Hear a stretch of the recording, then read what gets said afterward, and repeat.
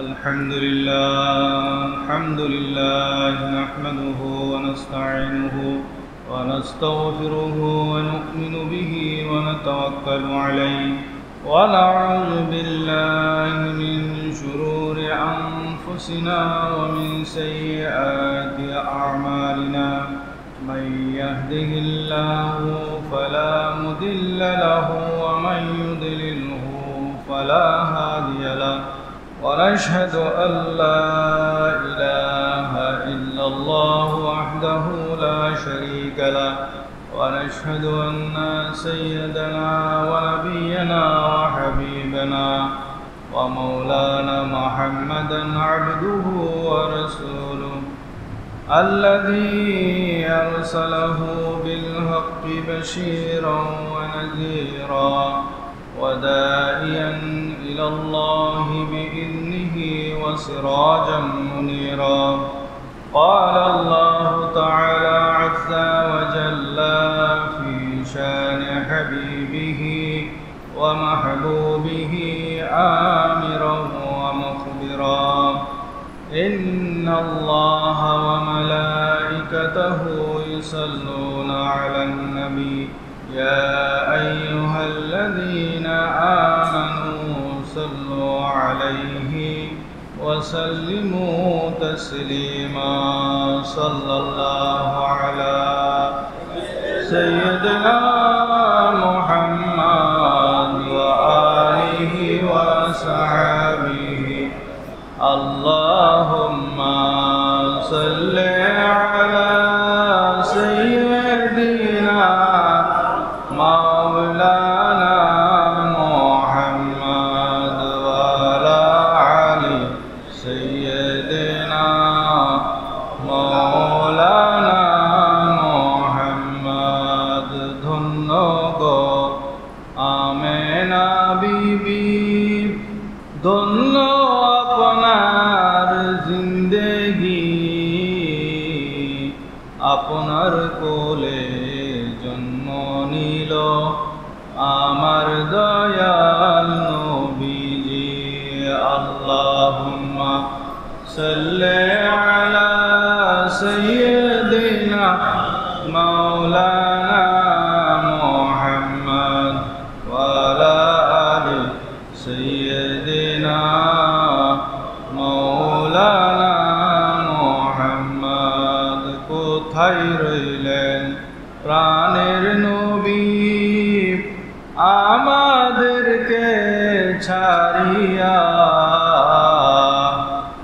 আপনি বিনে কি লাভ হবে এই ধরাতে বাঁচিয়া আল্লাহুম্মা সাল্লি আলা সাইয়্যিদিনা মাওলানা মুহাম্মদ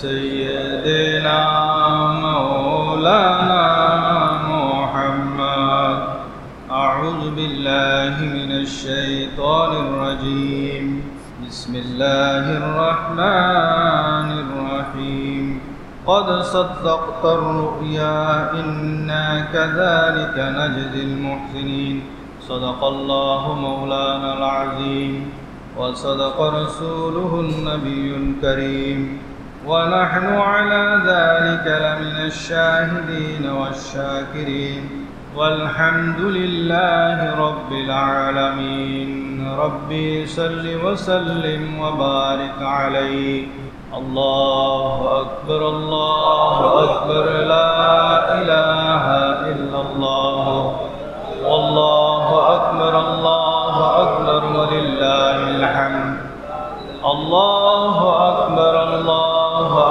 لا إله إلا الله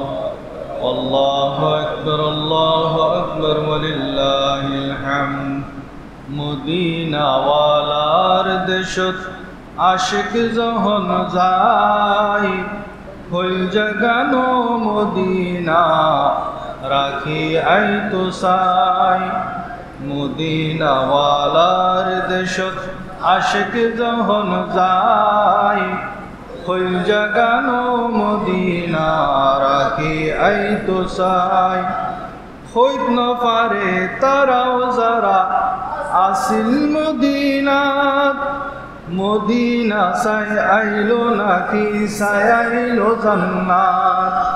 খোদার দুনিয়া তার চাইবার কিছু নাই, হইল জাগানো মদিনা রাখি আইতো চাই। মদিনাওয়ালার দেশত আশিক যখন যায়, হইল জাগানো মদিনা রাখি আইতো চাই। লাওয়ারিস গুনাহগারল হাসরর মাডত, রহমতর সাদর যখন মুস্তাফার আতত।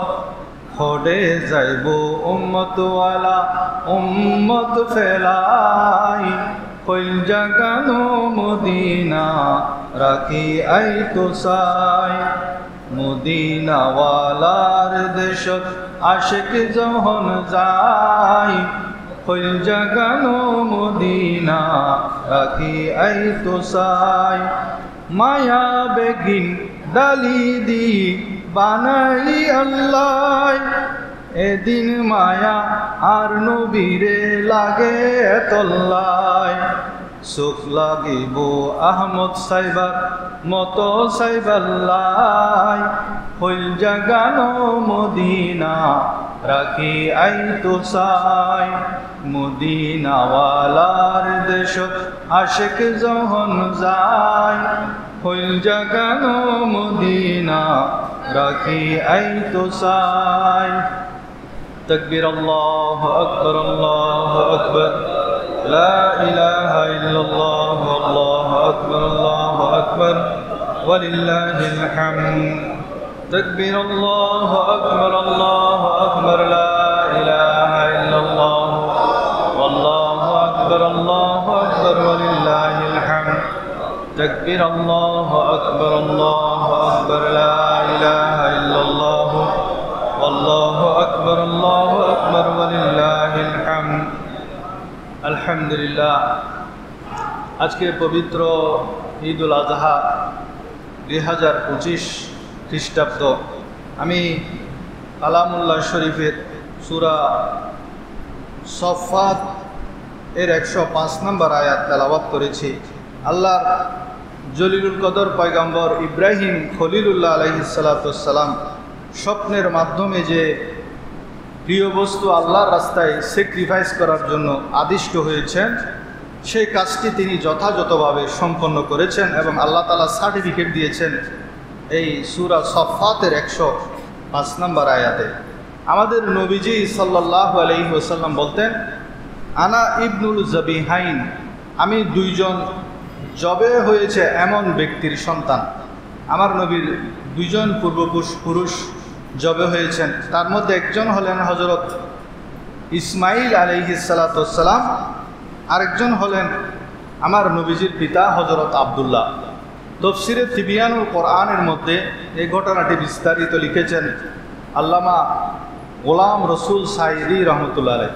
আমার নবীজির দাদা আব্দুল মুত্তালিব নিয়ত করেছিলেন যে আমার যদি 10টি সন্তান হয় এবং তারা যদি সুস্থ সবল অবস্থায় জোয়ান হয়ে যায়, তাহলে আমি একটি সন্তান আল্লাহর রাস্তায় কোরবান করব।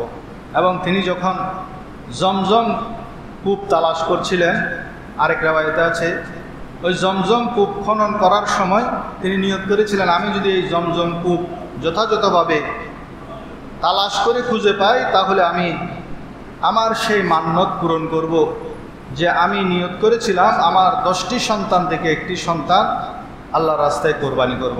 কথা মতো হযরত আব্দুল্লাহ রহমতুল্লাহ আলাইহ ওনার 10টি সন্তান থেকে একটি সন্তান কোরবানি করার জন্য প্রস্তুতি নিচ্ছেন এবং তিনি কাবাঘরের সামনে গিয়ে একজন ফাল নির্ধারণকারী, ফাল বলা হয় লটারি তোলার জন্য একজনকে ডাকলেন। তাদের মধ্য থেকে যিনি একজন বুজুর্গকে ডাকলেন, ওই 10 জন সন্তানের নাম লটারি করা হলো। লটারির মধ্যে হযরত আব্দুল্লাহর নাম আসলো। দ্বিতীয়বার লটারি করা হলো, দ্বিতীয়বারও হযরত আব্দুল্লাহর নাম, যিনি আমার নবীজির আব্বা হবেন। তখন আমার নবীজি হয় নাই। তৃতীয়বার লটারি করা হলো, তৃতীয়বারও হযরত আব্দুল্লাহ রহমতুল্লাহ আলাইহির নাম আসলো। কিন্তু আব্দুল্লাহ রহমতুল্লাহ আলাইকে আব্দুল মুত্তালিব বেশি ভালোবাসতেন, যেহেতু ছোট সন্তান, তখন ওনাকে জবে করার ওনার আগ্রহ ছিল না। এরই মধ্যে মক্কার যারা বয়োজ্যেষ্ঠ ছিলেন, অভিজ্ঞ ছিলেন, জ্ঞানী গুণী ছিলেন, তারা আব্দুল মুত্তালিবকে পরামর্শ দিল, আপনি যদি এই কাজটি করেন, আপনার সন্তানকে যদি জবে করেন, তাহলে আমাদের ভবিষ্যৎ প্রজন্ম এক সময় ধ্বংস হয়ে যাবে, কারণ এটা প্রচলন হয়ে যাবে, সবাই নিজ নিজ সন্তানকে জবে করবে। আপনি এক কাজ করেন, আপনার সন্তানের বিপরীতে আপনি 10টি উট দেন লটারির মধ্যে, একদিকে আপনার সন্তান, আরেকদিকে 10টি উট। তো লটারির মধ্যে এখন আব্দুল্লাহর নাম আর 10টি উটের নাম লেখা হলো, কিন্তু দেখা গেল সে কেন আব্দুল্লাহর নাম। এবার ওই বিজ্ঞ লোকটি পরামর্শ দিলেন, এবার আব্দুল্লাহর নামের সাথে 20টি উটের নাম দেন। 20টি উটের নাম দেওয়া হলো, দেখা গেল সে কেন আব্দুল্লাহর নাম। 2টা কাগজ শুধু, একটাতে আব্দুল্লাহর নাম আর একটাতে 20টি উট। এবার আরও 10টি বাড়ানো হলো, 30টি, এবারও আব্দুল্লাহর নাম। 40টি করা হলো, এবারও আব্দুল্লাহর নাম। এভাবে করতে করতে যখন 100টি করা হলো, একটি হলো আব্দুল্লাহর নাম, আরেকটি হলো 100টি উটের নাম, 100টি উট। তখন 10ম বারে গিয়ে 100 উটের লটারির মধ্যে আসলো। সবাই বলেন সুবহানাল্লাহ। এবং আব্দুল্লাহকে জবে না করে আমার নবীজির দাদা আব্দুল মুত্তালিব তার বিনিময়ে 100 উট জবে করলেন। এবং সেদিন থেকে মানুষের মূল্য বৃদ্ধি পেল। আগে একজন মানুষ হত্যা করলে তার বিনিময়ে 10টি উট দিলে হতো, কিন্তু এই ঘটনার পর থেকে কেউ যদি কাউকে হত্যা করে, তাহলে তার যদি কোনো কাফারা দিতে হয়, তাহলে 100টি উট দিতে হলো। তা আমার নবীর আব্বাজান আব্দুল্লাহ, উনিও আল্লাহর জন্য জবে হওয়ার পথে ছিলেন। সেজন্য আমার নবীজি বলতেন, আমি হলাম 2জন জবেকৃতের সন্তান, আনা ইবনুল জবিহাইন। সবাই বলেন সুবহানাল্লাহ। আল্লাহু আকবার, আল্লাহু আকবার, লা ইলাহা ইল্লাল্লাহ, আল্লাহু আকবার, আল্লাহু আকবার, ওয়ালিল্লাহিল হামদ। যদি সেদিন আব্দুল্লাহ রহমতুল্লাহ আলাই জবে হয়ে যেত, হযরত ইসমাইল আলাইহিস সালাম জবে হয়ে যেত, তাহলে মানব জাতি নিশ্চিহ্ন হয়ে যেত একসময়। কিন্তু হযরত ইসমাইল আলাইহিস সালাম, হযরত আব্দুল্লাহ রহমতুল্লাহ আলাই জবে হয় নাই। তার মধ্যে আল্লাহর হিকমতও আছে, আমার নবীর মুজিজাও আছে। কারণ ইসমাইল আলাইহিস সালামের পেশানি মোবারকের মধ্যে আমার নবীর নূর ছিল, যার কারণে ইব্রাহিম আলাইহিস সালাম আমার নবীকে, ইসমাইল আলাইহিস সালামকে জবে করতে ব্যর্থ হলেন। যার নসলের মধ্যে বংশধারায় আখেরি নবী আসবেন সেটা তো নির্ধারিত, এবং যার ঔরসে আমার নবী আসবেন সেটা নির্ধারিত। তাই ইসমাইল আলাইহিস সালামও ছুরির নিচ থেকে ফেরত আসলেন, এবং আব্দুল্লাহ রহমতুল্লাহ আলাই ছুরির নিচ থেকে ফেরত আসলেন। সেজন্য আমার নবী বলতেন, আনা জুল জবিহাইন, আমি 2জন জবেকৃতের সন্তান। হযরত ইব্রাহিম আলাইহিস সালামের এই তরিকা আজ আমরা ইনশাআল্লাহ পালন করব। ওনার অনেক সৎ গুণ ছিল, যে গুণগুলো যদি আমরা ধারণ করতে পারি ইব্রাহিম আলাইহিস সালামের, তাহলে আমাদের জীবনটা সুন্দর হয়ে যাবে। ওনার একটি গুণ ছিল, উনি মেহমানদার ছিলেন, খুব বেশি মেহমানদারি করতেন। একবার ফিলিস্তিনের মধ্যে ওনার বসবাস ছিল, বর্তমান যেখানে গাজা মধ্যে ইসরায়েলিরা হত্যাকাণ্ড চালাচ্ছে, সেই পবিত্র ভূমি ফিলিস্তিনের মধ্যেই হযরত ইব্রাহিম আলাইহিস সালাম বসবাস করতেন। উনি মেহমান ছাড়া খাদ্য খেতেন না, খাবার খেতেন না। যতক্ষণ মেহমান পেতেন না ততক্ষণ খাবার খেতেন না। তো একসময় ফিলিস্তিনের মধ্যে দুর্ভিক্ষ দেখা দিল। ইব্রাহিম আলাইহিস সালামের কাছে ফিলিস্তিনের মানুষ মেহমানদারি গ্রহণ করার জন্য আসতেন, আর ইব্রাহিম আলাইহিস সালাম অত্যন্ত আন্তরিকতার সাথে তাদের মেহমানদারি করতেন। একবার একটি দল ইব্রাহিম আলাইহিস সালামের কাছে আসলো যে আমরা আপনার ঘরের মধ্যে বেশ কয়েকদিন থাকব। এখন ইব্রাহিম আলাইহিস সালামের ঘরের মধ্যে কি নেই? খাদ্য নেই। এখন ওনার একজন সাথী, ওনার কাছে খাদ্যশস্য ছিল।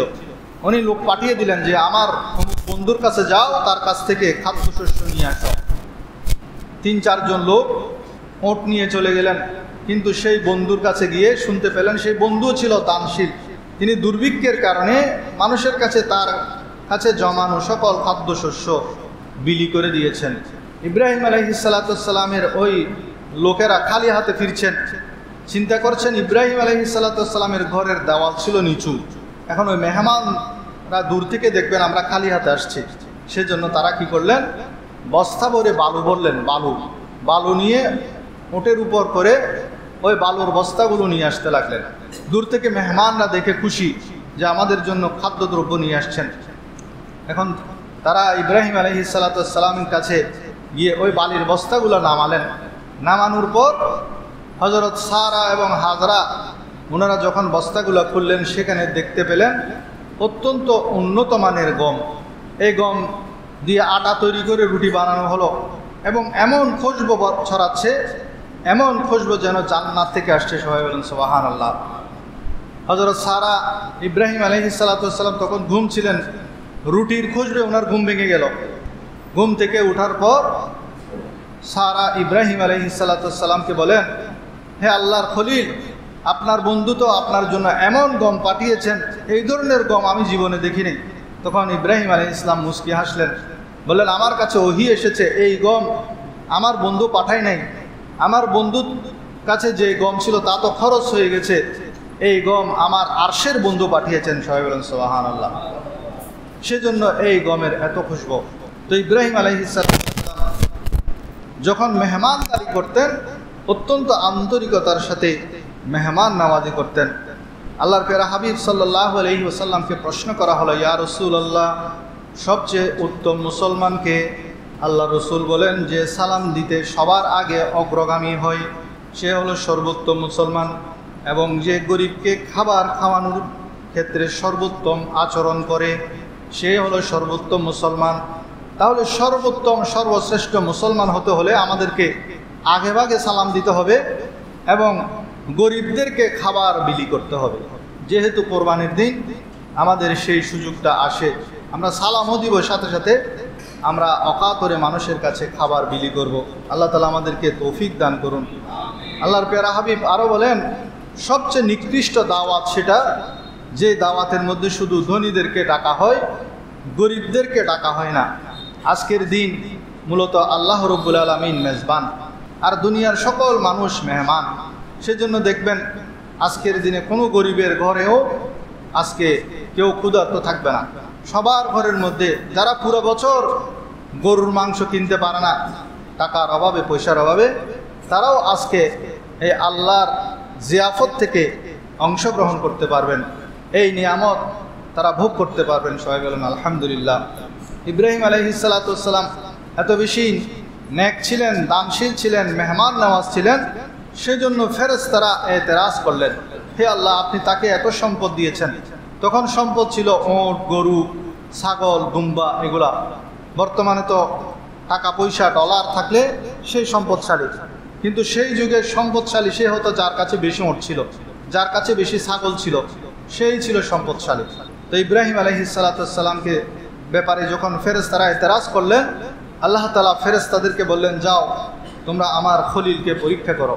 একজন ফেরেশতা এসে জোরে জোরে জিকির করতে লাগলেন, সুবহানাল্লাহি ওয়ালহামদুলিল্লাহি ওয়ালা ইলাহা ইল্লাল্লাহু আল্লাহু আকবার। এই জিকিরটা করতে লাগলেন, যেটা ইব্রাহিম আলাইহিসসালামের সবচেয়ে প্রিয় জিকির। এত মধুর কণ্ঠে ফেরেশতা জিকির করতে লাগলেন, ইব্রাহিম আলাইহিস সালাম আবির্ভূত হলেন, গিয়ে তাকে বললেন, তুমি যে জিকির করেছো সেটা থামালে কেন, আরও করো। তখন ফেরেশতা বলে, আমি তোমাকে জিকির করে শোনাবো, তবে আমার শর্ত হলো তোমার কাছে যত ওট আছে সবগুলো ওট আমাকে দিতে হবে।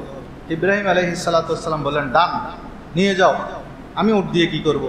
আল্লাহর জিকির এত মধুর জিকির আমি আর জীবনে শুনি নাই, কারণ ফেরেশতার মাধ্যমে এই জিকির হচ্ছে। এরপর কিছুক্ষণ জিকির করে তিনি আবার থামিয়ে দিলেন। ইব্রাহিম খলিলুল্লাহ বলেন, থামালে কেন, জিকির করতে থাকো, তুমি যতই জিকির করছো ততই আমার ভালো লাগছে। তখন ফেরেশতা এবার শর্ত দিল, তোমার কাছে যত ছাগল আছে সেগুলো আমাকে দিয়ে দাও, তাহলে আমি আরও জিকির করব। ছাগলও দিয়ে দিল। এরপর একে একে ভেড়া, দুম্বা যা যা ছিল সব দিয়ে দিলেন। সব নেওয়ার পর এবার ফেরেশতা বলে, তোমার কাছে তো আর কিছু নাই, আমি চলে যাব, আমি আর জিকির করব না। তখন ইব্রাহিম খলিলুল্লাহ আলাইহিসসালাম বলেন, হে ভাই, তুমি তোমার জিকির চালিয়ে যাও, তুমি যে এতগুলা ওঁট, ছাগল, ভেড়া, দুম্বা এগুলা নিয়েছ, সেগুলা পরিচালনা করার জন্য একজন রাখাল লাগবে না? তুমি আমাকে রাখাল হিসাবে নিয়ে নাও, আমাকে কোনো বেতন দিতে হবে না, আমি বিনা বেতনে তোমার রাখালি করব, আর তুমি আমাকে বিনিময়ে আল্লাহর জিকির শোনাবে। সবাই বলেন সুবহানাল্লাহ। দেখেন একজন জলিলুল কদর পয়গাম্বর আল্লাহর জিকির শোনার জন্য কেমন পাগল। এখন আমরা কোরআন তেলাওয়াত শুনি না। কোরআন তেলাওয়াত হলো আল্লাহর সর্বোত্তম জিকির। আমরা কি শুনি? গান শুনি, হিন্দি গান, ডিস্কো গান, লাসারা গান, ফাঁসারা গান। ওই সিটাঙের একজন গায়কে খুব সুন্দর করে এই কবিতা আকারে, গান আকারে সেগুলা বলেছেন। আমাদের বিয়ে অনুষ্ঠানও এই হিন্দি গান, ডিস্কো গান, লাসারা গান, ফাঁসারা গান এগুলো চলে। আর যার সুন্নত তরিকা পালন করার জন্য, কোরবানির জন্য আমরা আজকে প্রস্তুত হয়েছি, তার কাছে সর্বোত্তম গান ছিল আল্লাহর জিকির। এই আল্লাহর জিকির শোনার জন্য তিনি তার সকল সম্পদ ব্যয় করে দিয়েছেন। সালাতুন ইয়া রাসূলুল্লাহ আলাইকুম, সালামুন ইয়া হাবিবাল্লাহ আলাইকুম। ইব্রাহিম খলিলুল্লাহ আলাইহিস সালাতু ওয়াস সালামের অনেক দোয়ার কথা কোরআনের মধ্যে আছেন। তিনি যখন কাবাঘর নির্মাণ করলেন, তারপর তিনি দোয়া করলেন, রব্বানা ওয়া বা'আস ফীহিম রাসূলান, হে আমাদের প্রতিপালক, তাদের মধ্য থেকে একজন রসুল প্রেরণ করুন, যিনি এই শহরকে আবাদ করবেন। আর এই দোয়াটি ছিল মূলত আখেরি নবী মুহাম্মদুর রাসূলুল্লাহ সাল্লাল্লাহু আলাইহি ওয়াসাল্লামের জন্য। সেজন্য আমার নবীজি বলতেন যে আমি হলাম হযরত ইব্রাহিম আলাইহিস সালাতু ওয়াস সালামের দোয়ার ফসল। ইব্রাহিম আলাইহিস সালাম কি দোয়া করেছিলেন? রব্বানা ওয়া বা'আস ফীহিম রাসূলান। তাহলে ইব্রাহিম আলাইহিস সালাতু ওয়াস সালামের দোয়ার ফসল হলেন আমাদের নবীজি। ইব্রাহিম আলাইহিস সালামের আরও একটি চমৎকার দোয়া আছে, যেটা আমাদের ঘরের মহিলারা এবং আমাদের প্রত্যেকের জানা দরকার। ইব্রাহিম আলাইহিস সালামের সন্তানের নাম হলো ইসমাইল আলাইহিস সালাম। ইব্রাহিম আলাইহিস সালাম মাঝে মাঝে দেখতে যেতেন সন্তানকে এবং পুত্রবধূকে। পুত্রবধূ কোনোদিনও ইব্রাহিম আলাইহিস সালামকে দেখে নাই। ফিলিস্তিন থেকে আসতেন মক্কা নগরীতে, বর্তমানে যেখানে কাবাঘর। তো একদিন ইব্রাহিম আলাইহিস সালাম আসলেন উটের উপর সাওয়ার হয়ে। তখন ইসমাইল আলাইহিস সালাম ঘরে ছিলেন না, ঘরে ছিলেন উনার স্ত্রী। স্ত্রীকে জিজ্ঞেস করলেন ঘরের পরিস্থিতির কথা। স্ত্রী বলল যে আমার স্বামী তো ভালো ইনকাম করতে পারে না, ঘরের মধ্যে অনেক অভাব, চলতে কষ্ট হচ্ছে। এই ঘরের অভাবের কথা ইসমাইল আলাইহিস ইসলামের স্ত্রী ইব্রাহিম আলাইহিস ইসলামকে বলে দিলেন। একজন অপরিচিত লোক, অথচ তিনি চিনেন না ইনি কে। তখন এটা বুখারী শরীফের 3364 নম্বর হাদিসের মধ্যে পাবেন এই ঘটনাটি। তখন ইব্রাহিম আলাইহিস ইসলাম ওই মহিলাকে বলে গেলেন, ইসমাইল আসলে তাকে আমার সালাম দিবে আর বলবে সে যেন ঘরের চৌকাঠটা পরিবর্তন করে, ঘরের চৌকাঠ পরিবর্তন করে। ইসমাইল আলাইহিস ইসলাম যখন কাছ থেকে আসলেন, আসার পর তিনি আলামতে বুঝতে পারলেন কেউ একজন এসেছেন। স্ত্রীকে জিজ্ঞেস করলেন কেউ কি এসেছিল? বলে যে হ্যাঁ একজন এসেছিল, বৃদ্ধ মানুষ, এমন এমন ধরনের চেহারা সুরত, উনি এই কথা বলেছেন। বলেছে আর কোনো কিছু বলেছে কি না? আপনারা একটু সামনে চলে আসেন, সামনে একটু চলে আসেন, আস্তে আস্তে সামনে চলে আসেন। তখন ওই স্ত্রী বললেন যে ওই বৃদ্ধ যাওয়ার সময় বলেছেন আপনি যেন ঘরের চৌকাঠটা পরিবর্তন করে ফেলেন।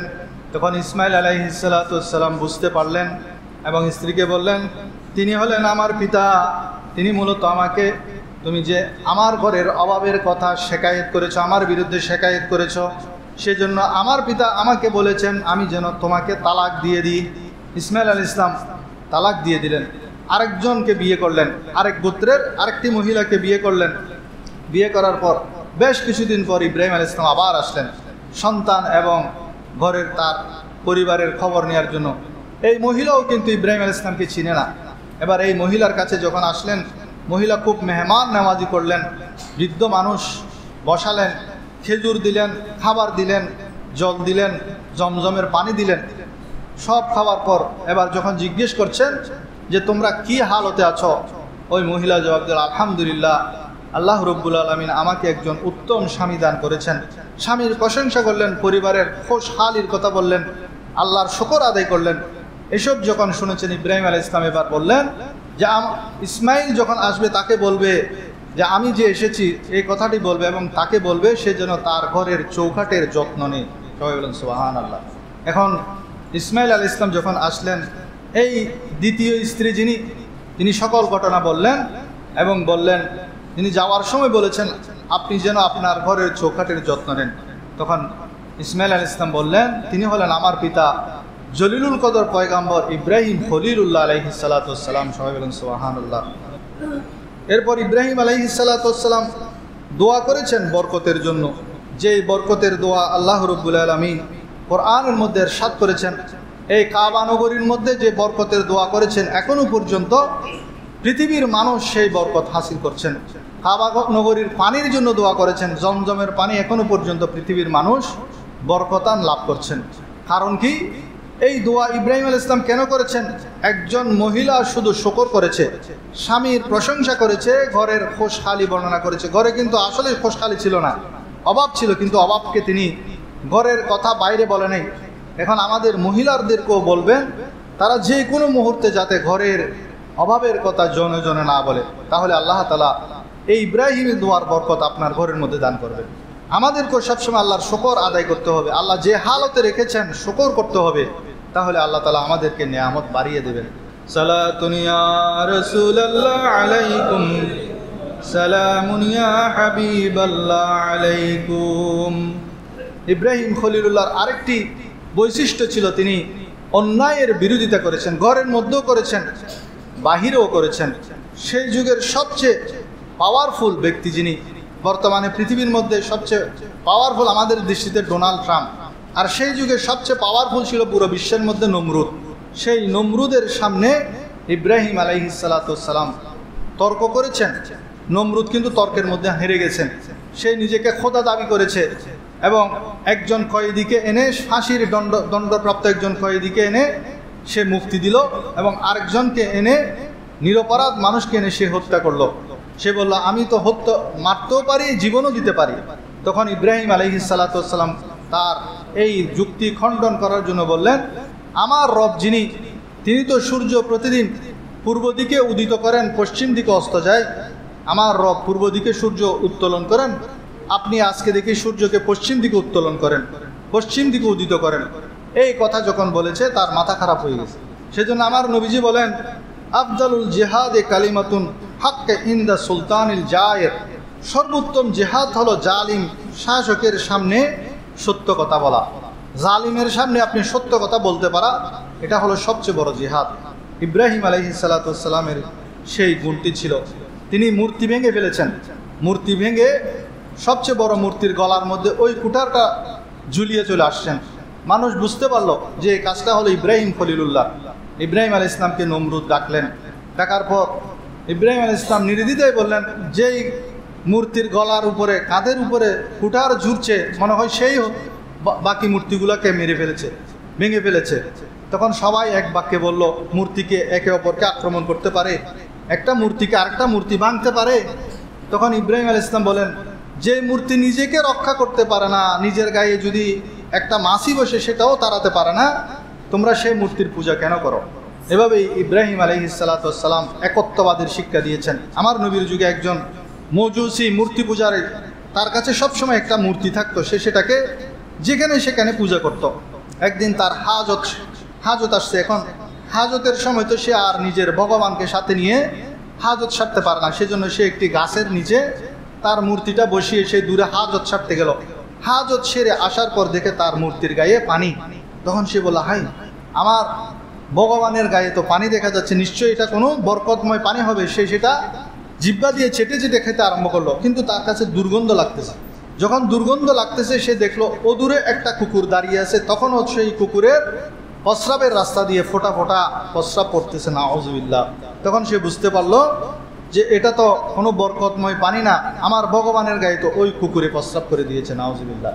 এবং সে একটা আছাড় মেরে তার মূর্তিটা ভেঙে ফেললো। সে ভাঙা মূর্তি নিয়ে সে আমার নবীর দরবারে আসি, বলে, ইয়া রাসূলুল্লাহ, আপনারা যেই প্রভুর পূজা করেন, যেই রবের ইবাদত করেন, আমি সেই রবকে মানতে এসেছি, ইসলাম কবুল করতে এসেছি। সবাই বলেন সুবহানাল্লাহ।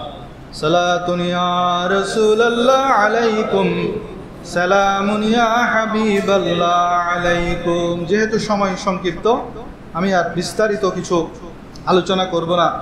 ইব্রাহিম খলিলুল্লাহ আলাইহিস সালাতু ওয়াস সালাম আল্লাহর সন্তুষ্টির জন্য, নিজের স্বপ্ন বাস্তবায়ন করার জন্য নিজের পুত্র সন্তানকে জবে করেছেন। এবং সন্তানকে যখন বলেছেন, তখন সন্তানও বলেছেন, যে আপনি আমাকে সাতাজিদুনি ইনশাআল্লাহ আমাকে অনুগত হিসাবে পাবেন, আপনি আল্লাহর হুকুম যেটা আপনাকে দেয়া হয়েছে সেটা বাস্তবায়ন করুন। সেই ইসমাইল আলাইহিস সালাতু ওয়াস সালামের মতো অনুগত সন্তান আল্লাহ তাআলা আমাদের প্রত্যেকের ঘরে ঘরে দান করুন। যারা বিয়ে করেছেন যাদের ঘরে সন্তান আছে তারাও আল্লাহর কাছে দোয়া করবেন যেন ইসমাইলের মতো অনুগত সন্তান আল্লাহ দান করেন। যারা এখনো বিয়ে করেন নাই তারাও দোয়া করবেন যেন ভবিষ্যতে বিয়ে শাদী হলে আল্লাহ তাআলা যেন আপনাদের ঔরসে ইসমাইল আলাইহিস সালাতু ওয়াস সালামের মতো অনুগত সন্তান দান করেন। সেই ইব্রাহিমকে নমরুদ অগ্নিকুণ্ডে নিক্ষেপ করেছিলেন, তিনি কারো কাছে কোনো সাহায্য চায় নাই। জিব্রাইল এসেছেন, বাতাসের ফেরেশতা এসেছেন, পানির ফেরেশতা এসেছেন, কারো কাছে সাহায্য চায় নাই। তিনি একমাত্র সাহায্য চেয়েছেন হাসবি আল্লাহু লা ইলাহা ইল্লাহু, আল্লাহর কাছে একমাত্র সাহায্য চেয়েছেন। এবং আল্লাহ রাব্বুল আলামিন আগুনকে নির্দেশ দিলেন, ইয়া নারু কুনি বারদান ওয়া সালামান আলা ইব্রাহিম, হে আগুন তুমি আমার খলিলের উপর ঠান্ডা হয়ে যাও। ইব্রাহিম খলিলুল্লাহকে জ্বালানোর জন্য যেই অগ্নিকুণ্ড তৈরি করা হয়েছে তখনকার মহিলারা এমন কুসংস্কারে ডুবে গিয়েছিল যে তারা লাকড়ি এনে এনে সেখানে মান্যত করত যে আমার এই কাজটা হলে আমি ইব্রাহিমকে জ্বালানোর জন্য কিছু লাকড়ি সেখানে দিব। নাউজুবিল্লাহ, কুসংস্কার, এই ধরনের কুসংস্কারে আমাদের মহিলারা বেশি পড়ে। তো এক মহিলা কি করলো, তার একটা মান্যত করেছে যে আমি ইব্রাহিমের ওই অগ্নিকুণ্ডের মধ্যে লাকড়ি নিয়ে যাব। সে লাকড়ি নিয়ে পুরা মাস তালাশ করেছে, ডিএ কুলে যেরকম পায় ডিও কিলো পাইছে, তাই কোনোভাবে সেই অগ্নিকুণ্ড সেই স্থান সে খুঁজে পেল না তার সেই লাকড়ি নিক্ষেপ করার জন্য। এবং সারা উনার গর্ভের মধ্যে ঔরসের মধ্যে সন্তান হচ্ছিল না। ওনার ঘরে হাজেরা একজন বাদী ছিলেন, তিনিও ছিলেন একজন রাজকন্যা, কিন্তু তাকে একজন জালিম বাদশা তার আন্ডারে করে ফেলেছিলেন। অনেক লম্বা কথা, আমি সংক্ষেপে বলে দিচ্ছি। সারার গর্ভে যখন সন্তান হচ্ছিল না, ইব্রাহিম আলাইহিস সালাম একদিন দোয়া করলেন, রব্বি হাবলি মিনাস সালিহিন, হে আল্লাহ আপনি আমাকে সৎ সন্তান দান করুন। তো যারা সন্তান সম্ভবা স্ত্রী আছে ঘরের মধ্যে সৎ সন্তান চান তারাও এই দোয়াটি করতে পারেন, রব্বি হাবলি মিনাস সালিহিন, হে আল্লাহ আমাকে একজন সৎ সন্তান দান করুন। ইব্রাহিম আলাইহিস সালাম যে দোয়া করেছিলেন সেই দোয়া সারা আলাইহিস সালাম শুনেছেন। এবং ওনার গর্ভে যেহেতু সন্তান হচ্ছে না, উনি মনে করলেন আমি হলাম ভাঞ্জা, আমার গর্ভে তো সন্তান হচ্ছে না। তখন তিনি ওনার ঘরে যে বাঁধি ছিল হাজেরার সাথে ইব্রাহিম আলাইহিস সালামের বিয়ে দিলেন এবং হাজেরার ঘরের মধ্যে ইসমাইল আলাইহিস সালাম জন্মগ্রহণ করলেন। সেই ইসমাইলকে আমার আল্লাহর খলিল ইব্রাহিম আলাইহিস সালাম বেশি ভালোবাসতেন। এবং আল্লাহ রাব্বুল আলামিন আবার পরীক্ষা দিলেন, স্বপ্নের মাধ্যমে, সরাসরি নির্দেশ দেন না বরং স্বপ্নের মাধ্যমে নির্দেশ দিলেন যে তুমি তোমার সবচেয়ে প্রিয় বস্তু আল্লাহর রাস্তায় কোরবানি করো। এবং ইব্রাহিম আলাইহিস সালাতু ওয়াস সালাম চিন্তা করলেন আমার সবচেয়ে প্রিয় তো হলেন আমার সন্তান। এবং সন্তানকে নিয়ে যখন তিনি কোরবানিগাহে আসলেন, মিনার মধ্যে আসলেন, সেখানে অনেক দীর্ঘ ঘটনা যেগুলো আপনারা জানেন। ইব্রাহিম আলাইহিস সালাম যখন ইসমাইল আলাইহিস সালামকে বললেন তখন ইসমাইল আলাইহিস সালাম নির্দ্বিধায় অনুমতি দিলেন, পিতাকে বললেন যে সাতাজিদুনি ইনশাআল্লাহ, হে আমার পিতা আল্লাহর হুকুম যদি আপনার উপর হয় তাহলে আপনি আমাকে অবশ্যই অনুগত হিসেবে পাবেন। এবং ইসমাইল আলাইহিস সালাতু ওয়াস সালামকে সেদিন ইব্রাহিম আলাইহিস সালাতু ওয়াস সালাম জবে করার জন্য প্রস্তুতি নিয়েছেন, কিন্তু আল্লাহ রাব্বুল আলামিন সেই স্থানে একটি দুম্বা পাঠিয়ে দিয়েছেন জিবরাইল আলাইহিস সালামের মারফতে। সেই দুম্বা সেদিন জবে হয়েছে। আল্লাহ রাব্বুল আলামিন সেদিন যদি ইসমাইল আলাইহিস সালাম জবে হতো, কিয়ামত পর্যন্ত সেই সুন্নত যদি জারি থাকতো তাহলে আমাদেরকে আমাদের সন্তানকে জবে করে দিতে হতো। তো ইসমাইল আলাইহিস সালাতু ওয়াস সালামের, আমি বলেছি শুরুতে, ইসমাইল আলাইহিস সালামের পেশানি মোবারকে আমার নবীর নূর ছিল। মূলত সেই নবীর নূরের বরকতে মানব সভ্যতা এখনও টিকে আছে। সবাই বলেন সুবহানাল্লাহ। তো এখন আজকে যারা পশু কোরবানি করবেন, পশু কোরবানির সময় কোরবানির আগে পানি পান করাবেন, বেশি করে লবণ দিয়ে পানি পান করাবেন এবং পশুকে কষ্ট না দিয়ে একটার সামনে আরেকটা জবে করা থেকে বিরত থাকার চেষ্টা করবেন। এবং জবে করার সময় যদি ধরেন একজন ছুরি ধরেছেন, একজন বিসমিল্লাহ আল্লাহু আকবার বললে হবে। যদি দুইজনের ছুরি ধরে দুইজনকেই বলতে হবে। ধরেন একজন ছুরি অর্ধেক কেটে ছেড়ে দিয়েছেন, দ্বিতীয়জন গিয়ে জবে করেছেন, দ্বিতীয়জন বিসমিল্লাহ আল্লাহু আকবার বলে নাই, তাহলে সেই জবে শুদ্ধ হবে না। সেজন্য শুদ্ধভাবে জবে করার জন্য যদি আপনারা না পারেন তাহলে আমাদের যে ইমাম মুয়াজ্জিন ওনারা আছেন, ওনাদের সহযোগিতা নেবেন এবং আল্লাহর কাছে দোয়া করবেন যেন আল্লাহ রাব্বুল আলামিন আমাদের এই কোরবানিকে কবুল করেন। 3 ভাগ করবেন, 1 ভাগ নিজের জন্য রাখবেন, 1 ভাগ আত্মীয় স্বজনকে দিবেন, আর 1 ভাগ গরিব মিসকিনদের দিবেন। এখন অনেকে প্রশ্ন করেন যে হুজুর আমি 3 ভাগ করবো না, আমি বেশিরভাগ রেখে দিব। তাও পারবেন, বেশিরভাগ রেখে দিতে পারবেন, সেটা জায়েজ আছে। কিন্তু ইব্রাহিম খলিলুল্লাহর মেহমান নেওয়াজি, যেটা আমি বলেছি, আল্লাহর সন্তুষ্টির জন্য তিনি সব সম্পদ বিলি করে দিয়েছেন, সেটা আমাদের খেয়াল রাখতে হবে। আপনি যদি পুরা কোরবানির সমস্ত মাংস ডিপ ফ্রিজে রেখে দেন, কেউ বলবে না যে আপনার কোরবানি হয় নাই। কিন্তু এটাও তো জায়েজ আছে যে আপনি কোরবানি করে সমস্ত মাংস গরিবদেরকে দিয়ে দিয়েছেন, সেটাও জায়েজ। তা আপনি সেটা করেন। আপনি তো সারা বছর কিনে কিনে খেতে পারেন। এই যে যেটা স্যাক্রিফাইস করলেন আল্লাহর জন্য, সেটা আল্লাহর রাস্তায় দিয়ে দেওয়ার চেষ্টা করবেন। আর যদি 3 ভাগ করেন, সেটা হলো মুস্তাহাব। 1 ভাগ নিজে রাখবেন, 1 ভাগ আত্মীয় স্বজনের কাছে বিলি করবেন, 1 ভাগ গরিব মিসকিনদেরকে দিবেন। ঈদের নামাজ আমরা শুরু করব ইনশাল্লাহ। ঈদের নামাজের নিয়ম হলো যে 6 তাকবীরের সাথে ইমামের পিছনে ঈদের নামাজ আদায় করছি বলে আল্লাহু আকবার নিয়ত বেঁধে ফেলবেন, বেঁধে সানা করবেন। এরপর অতিরিক্ত 3টা তাকবীর হবে, সেখানে আল্লাহু আকবার বলে হাত ছেড়ে দিবেন, আল্লাহু আকবার বলে হাত ছেড়ে দিবেন, আল্লাহু আকবার বলে হাত বেঁধে ফেলবেন। এরপর সূরা কেরাত হবে। সূরা কেরাতের পরে রুকু সিজদা করে দ্বিতীয় রাকাতের মধ্যে প্রথমে সূরা কেরাত হবে, রুকুর আগে অতিরিক্ত 3টা তাকবীর হবে, সেখানেও আপনারা আল্লাহু আকবার বলে হাত ছেড়ে দিবেন, আল্লাহু আকবার হাত ছেড়ে দিবেন, আল্লাহু আকবার হাত ছেড়ে দিবেন, আল্লাহু আকবার বলে রুকুতে চলে যাবেন। আপনারা কাতার হয়ে যান।